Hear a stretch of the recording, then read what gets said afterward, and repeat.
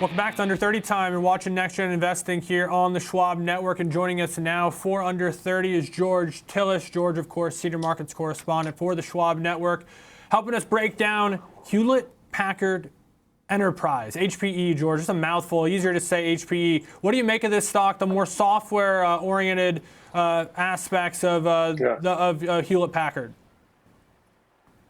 Yeah, I mean, I think obviously today is a nice day for investors who have been patiently waiting for the Department of Justice and the Federal Trade Commission to finally approve the acquisition of Juniper Networks, which was all the way back in January of last year in 2024. So this has been a saga, an ongoing, acquisition for about a year and a half. And it looks like there was some concessions made by Hewlett-Packard to divest of certain assets to meet the regulatory scrutiny that the Department of Justice put up against the acquisition. So the concessions appear to have been made. It looks like right now, based on U.S. regulations and regulators, they're going to approve that acquisition. And so you're seeing a nice reaction back to the upside, which if you look at the stock since the acquisition, it's actually been down. Considering, of course, the needs that Hewlett-Packard Enterprises had to make this acquisition. So essentially now with Juniper Networks, they are becoming more in line with Cisco systems in terms of now software, security, and networking, but also hardware.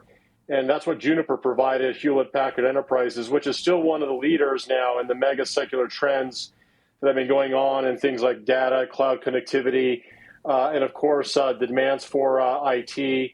And now we're actually seeing Hewlett-Packard Enterprises play a little bit more of a role in the vertical integration of their hardware alongside software and services that they already provide.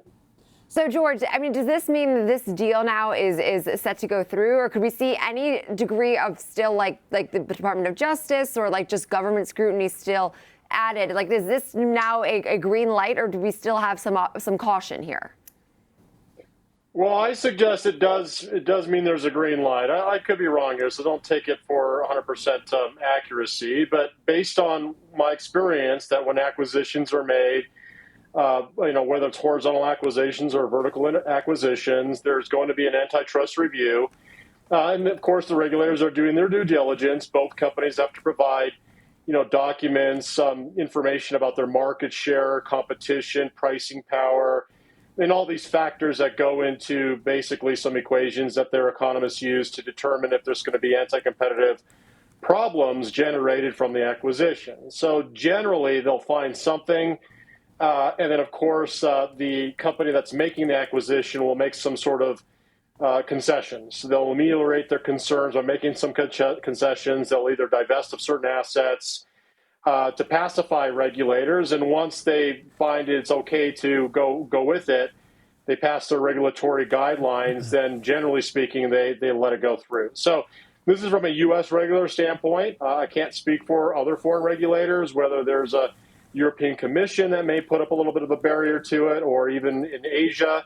But nonetheless, it looks like they've made the pacifying adjustments that are required by the Department of Justice to make it go through, to allow it to go through. So I think right now you have to consider this is probably going to be more accretive to profits of Hewlett-Packard Enterprises.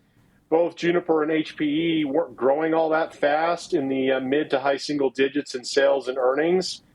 But this does help, alleviate some of the concerns about the needs for further divestiture, because if you have to divest too much of your outstanding businesses or some of your outstanding business, then that could actually cut into forward revenues and earnings. But right now, based on market reaction, you can see that this looks like it's a win-win for investors because, of course, antitrust regulators seem to be pleased right now with what they've got working with them.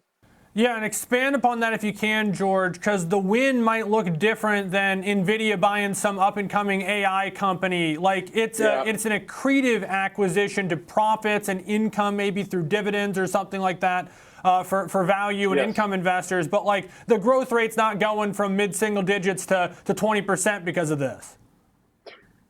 That's right. And that's important to know. I mean, generally you'll see stocks like NVIDIA, I'm just giving you an example, that have tremendous growth and tremendous value.